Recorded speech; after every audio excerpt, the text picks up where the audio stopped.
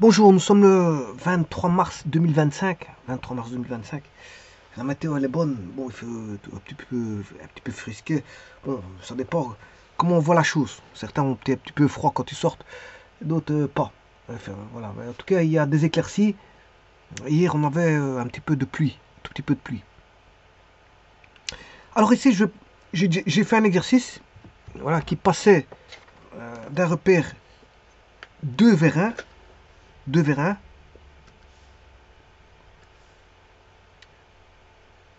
Alors, 2 vers 1, ça signifie quoi? L'ancien, c'était le 2, le 1, et le nouveau, c'est le 2. Le nouveau, c'est le 2. Voilà, maintenant, on va faire le contraire. On va passer du 2 vers 1, du 1 vers 2. Je m'excuse, du 1 vers 2. On va passer du 1 vers 2. Alors, vous reconnaissez les matrices blocs. Ici, c'est une matrice de rotation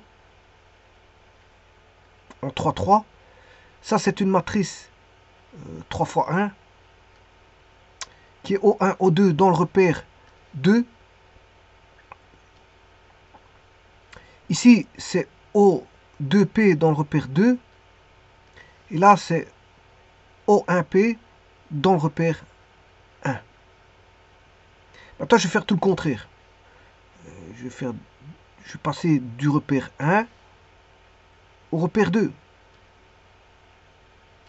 Alors, on va prendre les mêmes matrices qu'à l'accoutumée. Alors, la matrice que je vais prendre, c'est ceci. Hein.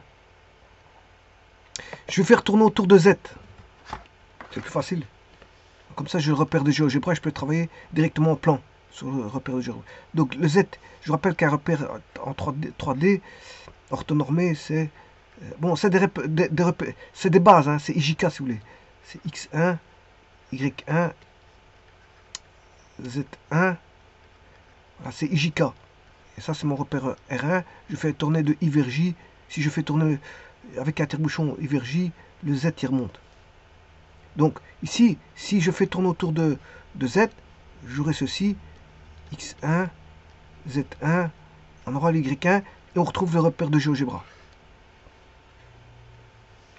Alors bien sûr, avant, je travaillais avec un repère comme ceci, là on a O1, ici on a O2, là je vais faire subir une rotation alpha, avec bien sûr ici X2, Y2, mais l'alpha c'est par rapport à l'angle X1, j'ai alpha.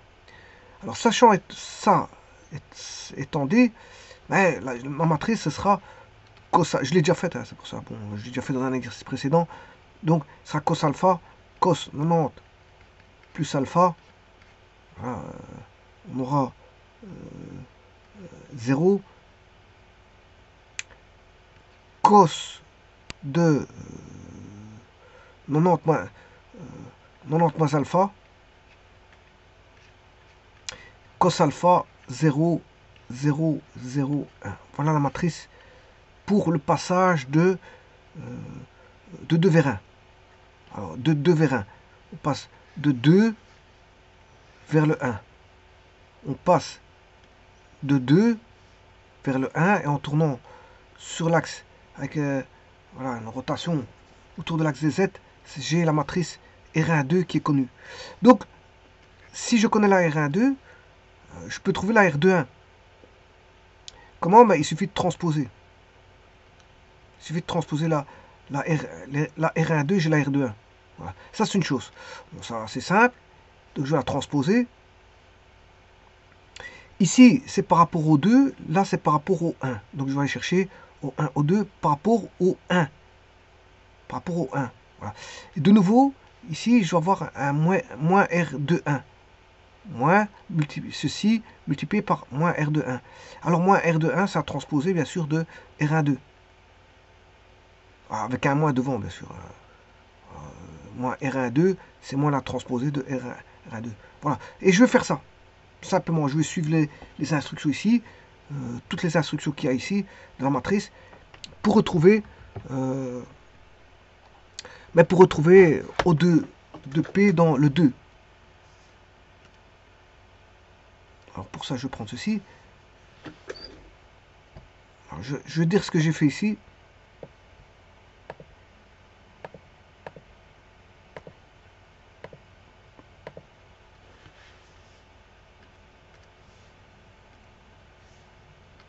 Je vais torturer. Hein. Pour donner des explications, il faut que j'enlève le tout. Bon, j'ai travaillé avec un angle de 45 pour faciliter la tâche. Parce que voilà, cosinus de 45 c'est facile. Cosinus de 90 plus 45 c'est facile. Cosinus de 90 moins 45 c'est aussi facile. On aura des racines 2 partout et il y en a un avec un moins. Bon, c'est aussi simple que ça. Travailler avec un angle de 45 c'est ce qu'il y a de plus facile avec les angles. Donc la matrice ici, on aura la matrice que j'ai montrée ici. Ben, si je travaille avec une rotation de 45 degrés, ben, cosinus de 45 c'est racine 2 sur 2. 92 plus 135, c'est moins racine 2 sur 2. Voilà. Ici, on retombe sur 45, et là on retombe sur 45. Donc on aura racine 2 sur 2, racine 2 sur 2, racine 2 sur 2. Et là, moins racine 2 sur 2. Donc vous voyez que la matrice avec 45 degrés, c'est assez simple.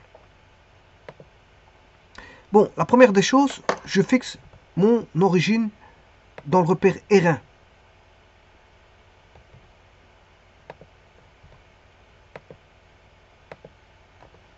J'espère qu'il n'a pas bloqué.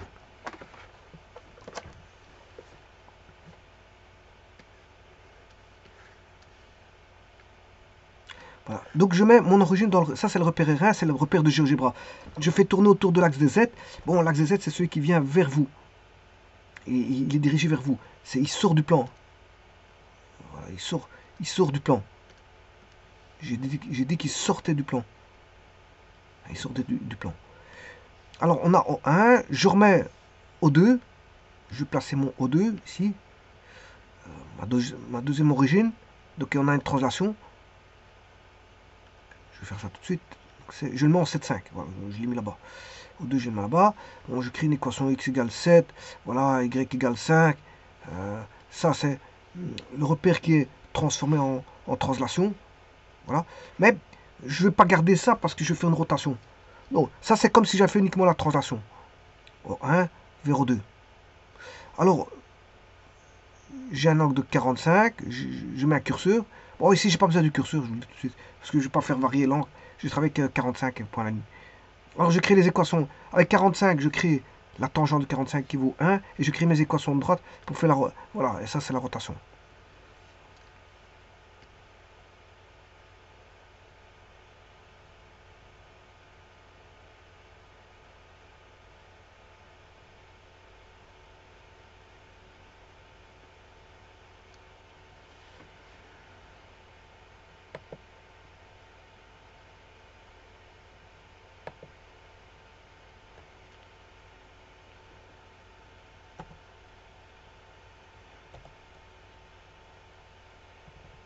Bon, ça, c'est l'opposé de l'inverse.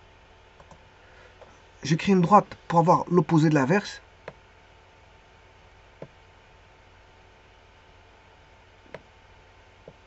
Alors, donc, j'ai un M. Bon, je fais passer par le point 5, 7 qui est le point O2. Hein. C'est une équation de droite tout simplement qui passe par O2. Voilà, ça c'est pour l'équation de droite ici. Et pour la perpendiculaire, c'est l'opposé de l'inverse pour la tangente. Pour le M, pour le coefficient angulaire. Donc, l'opposé de l'inverse, passant par le point O2, ben, c'est cette équation-là. Bon, donc ce qui veut dire que, bon, là, j'ai fait une translation suivie d'une rotation. Et donc, j'ai mon nouvel axe qui est en rouge. Donc, ce qui veut dire que ce qui m'intéresse plus, c'est cet axe-là et cet axe-là. Donc, voilà. Là, j'ai une translation avec rotation. Et je n'ai pas besoin de voir les axes comme ça ne m'intéresse pas. Voilà. Alors, bien sûr, je fixe un point P, n'importe où dans l'espace.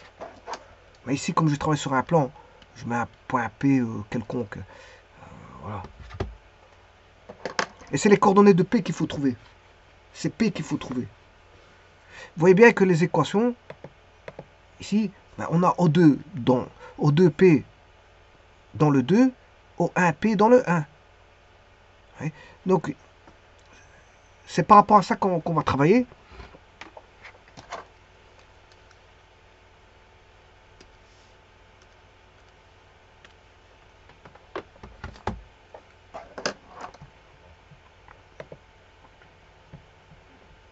Le point P, je l'ai mis en 9-10, là, il est là.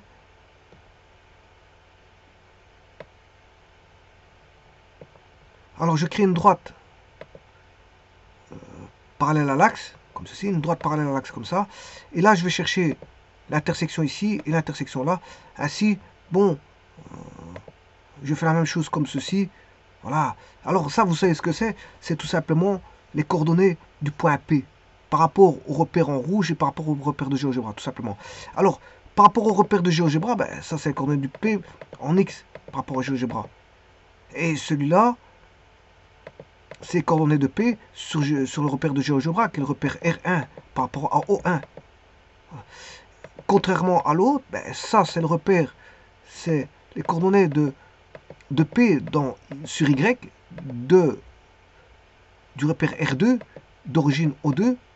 Et ça, c'est voilà, l'abscisse dans le repère R2, donc le repère rouge. Alors, une fois que j'ai fait tout ça, ben, je vais pouvoir mettre des segments. Voilà, je vais chercher les intersections. Il y en a une ici, il y en a une ici. Puis je vais chercher les segments. Le segment là, je vais chercher un autre segment ici. Et puis après, un autre segment là-bas. Et puis un autre segment là. Et là, j'ai 4 segments. Et là, quand j'ai mes 4 segments, je peux retirer mes droites. Donc je retire la droite ici. Voilà. La droite là. Hein, la droite ici. Non, pas ça. La droite ici. Et cette droite là. Et vous voyez, là, j'ai les coordonnées. Hein. Ce sont les coordonnées dans le repère en rouge et dans le repère de GeoGebra, qui est mon repère R1. Repère de GeoGebra, c'est mon repère R1. Le repère en rouge, c'est le repère R2. Donc, vous voyez que j'ai les points A et B. Enfin, j'ai la distance PA, distance PB. J'ai la distance DP et PC. Voilà, on a toutes ces distances-là. Alors maintenant, à partir de là, ben, je vais chercher ma matrice. Et là, c'est là que le travail va s'effectuer. Il faut que je cherche d'abord la matrice R1-2. Bon, là, la matrice R1-2, je l'ai déjà mis ici. Hein. Voilà. C'est cos 45, c'est cos alpha, cos 90 plus alpha, cos 90 moins alpha et cos alpha 0001. Ouais, c'est ce que je construis. Donc je calcule cos 45. Voilà. Ici, j'aurais pu mettre cos alpha.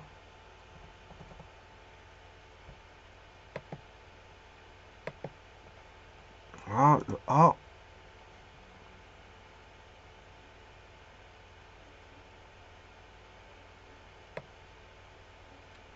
Alors, cos alpha. Cos 90 plus alpha.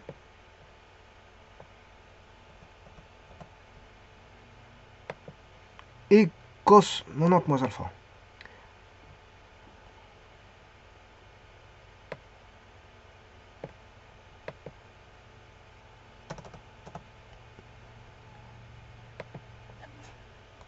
Voilà, ici et là, en faisant ça, j'ai ma matrice. Attention, j'ai ma matrice que je vais construire, c'est celle-ci. J'ai celle-là, R1-2. Alors celle-ci, elle est facile à trouver parce que c'est la transposée de R1-2 pour avoir R2-1. Voilà, c'est aussi simple que ça. Donc ici, je vais chercher... Alors, ce que j'ai construit R1-2, oui. AB0CA0001 qui est cos alpha, cos 90 plus alpha, 0, cosinus de 90 moins alpha, qui est le C. Le A, c'est de nouveau cos alpha, 0, et puis 001. Et là, j'ai ma matrice R1-2. Pour trouver la matrice R2-1, il suffit de transposer. Voilà, c'est aussi simple que ça. Et puis, ce qui m'intéresse, ben, c'est le point O1, O2. Alors, O1, O2, dans le 1, attention que c'est O1, O2 dans le 1. Donc, ceci c'est fait, ça a été fait. J'ai cherché R1-2, j'ai transposé R1-2, et là j'ai R2-1. Donc, j'ai déjà quelque chose. Maintenant, autre chose, ici, bien sûr, c'est une multiplication. Je ne sais pas pourquoi il y a... C'est une multiplication. Je vais chercher cette matrice-là. Là, c'est simple, puisque en fait, c'est O1, O2 dans le repère 1. Et O1, O2 dans le repère 1 n'est rien d'autre que... Bah, c'est facile, il suffit de lire. c'est le point, c'est O1D et O1C. Donc c'est-à-dire c'est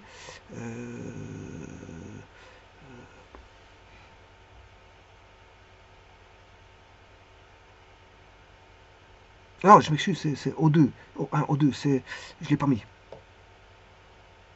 Je l'ai pas mis. J'aurais dû le mettre. Bon, c'est pas grave.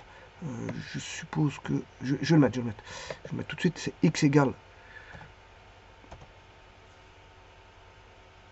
x de O2 et y est égal y de O2. Intersection.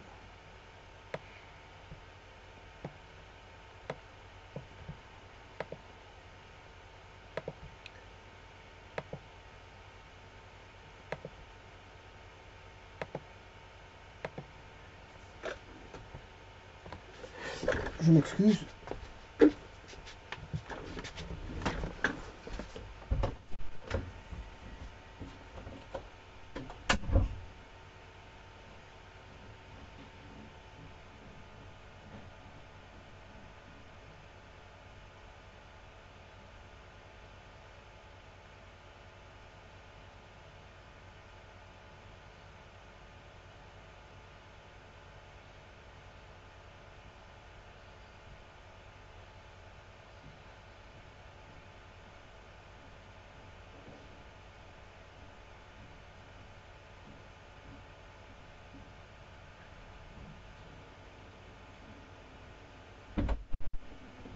Voici.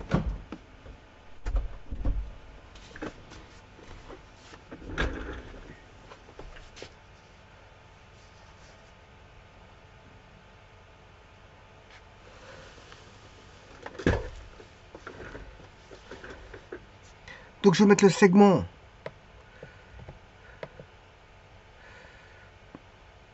O2E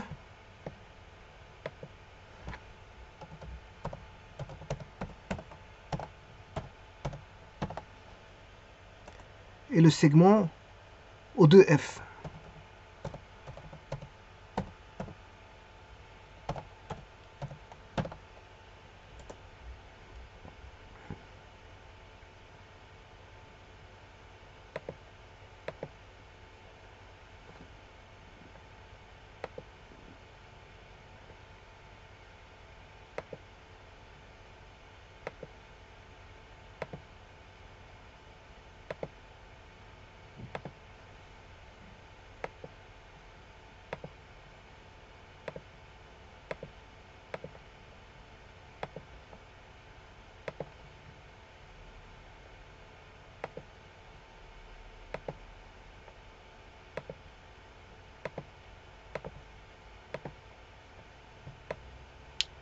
Ah, donc j'ai la distance. Et ça, comme je vous l'ai dit, bon, il est là.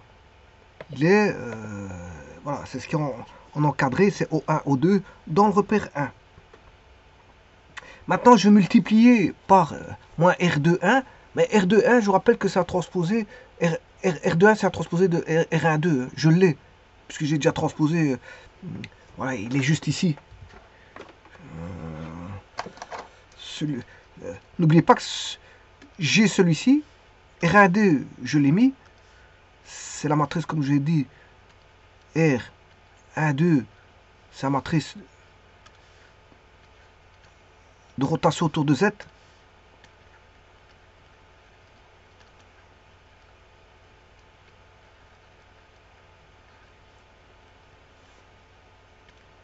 Je rappelle, cos alpha, cos 90 plus alpha. Bon, j'ai plus de place pour l'écrire, mais enfin, je vais essayer de l'écrire ici. R1,2 égale cos alpha, cos 90 plus alpha, 0, cos 90 moins alpha, cos alpha, 0, 0, 0, 1. Voilà. Et une fois qu'on a celle-là, R1,2, et là on tourne autour de Z. Hein. On tourne autour de Z. Z1, Z2.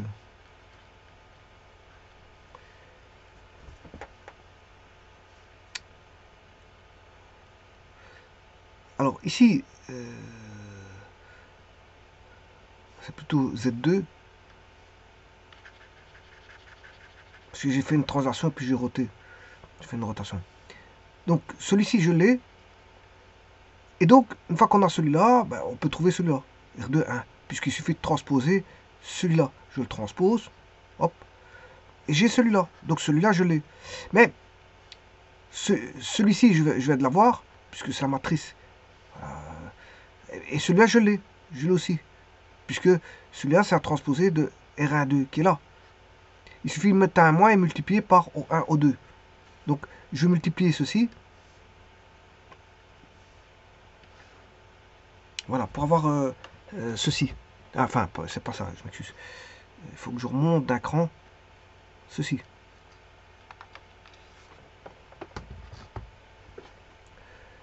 Alors, maintenant, c'est ce que je vais faire.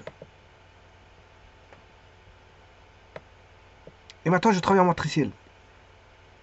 J'ai tout. Là, je transpose. C'est facile, il suffit de transposer par GeoGebra. Voilà, je transpose. Je vais chercher O1, O2 qui est 750. C'est la matrice M1 que je transpose pour avoir encore colonne. Voilà. Et maintenant, je fais moins R2. Moins R2, 1. R2, 1, je l'ai. Il est au-dessus. Voilà, je fais moins R2, 1 fois M1. Alors, moins R2, 1 fois M1. J'obtiens M2. Donc, le M2, c'est cette matrice qui est ici. Le M2, ce n'est rien d'autre que cette matrice-là.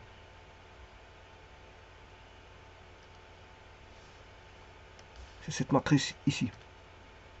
Moins R2, 1 fois. Et là, j'obtiens M2.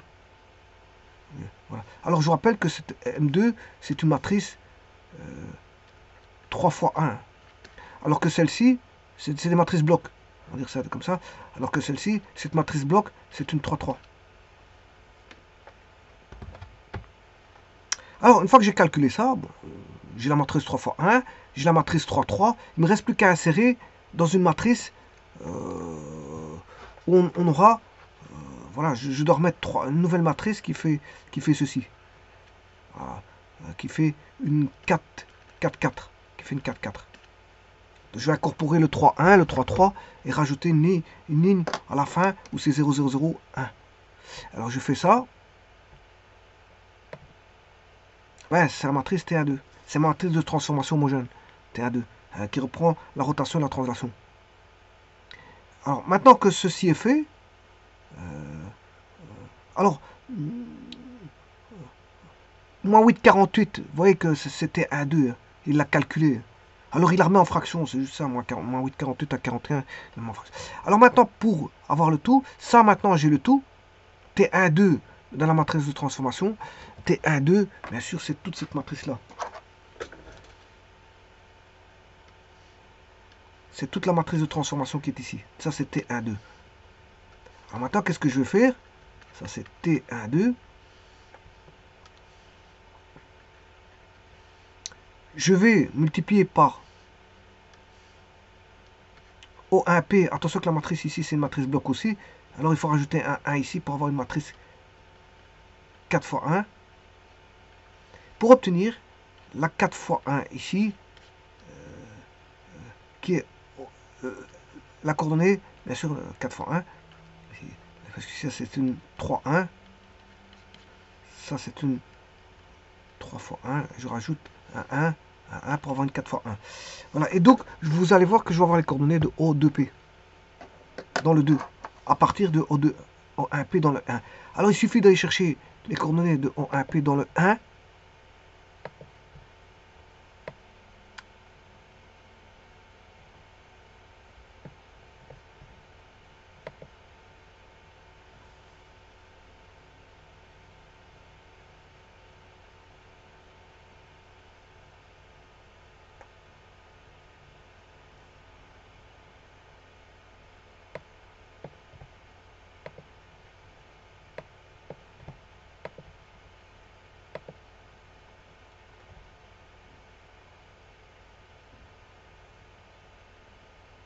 Par contre, ici, il y a peut-être un petit souci.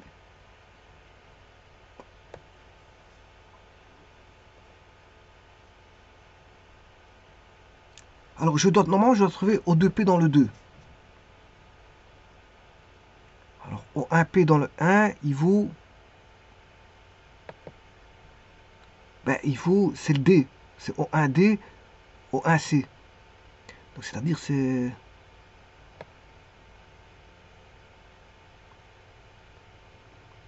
Voilà, d'ailleurs, je l'ai transposé, c'est 9, 9, 10. 9, 10, 0. Et puis, je rajoute un 1. Et je transpose. Donc, 9, 10, 0, c'est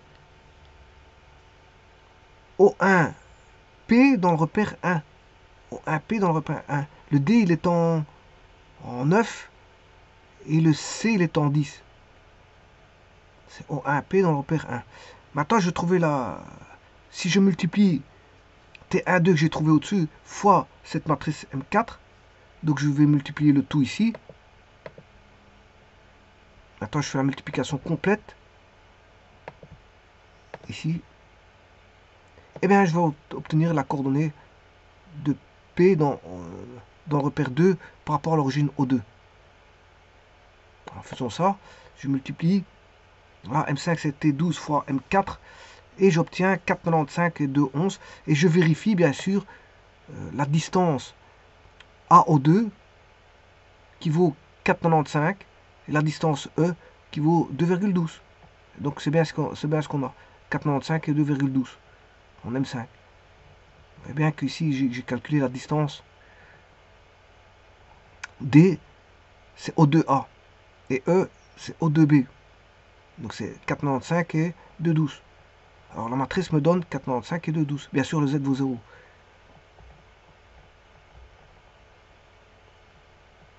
Je vous remercie.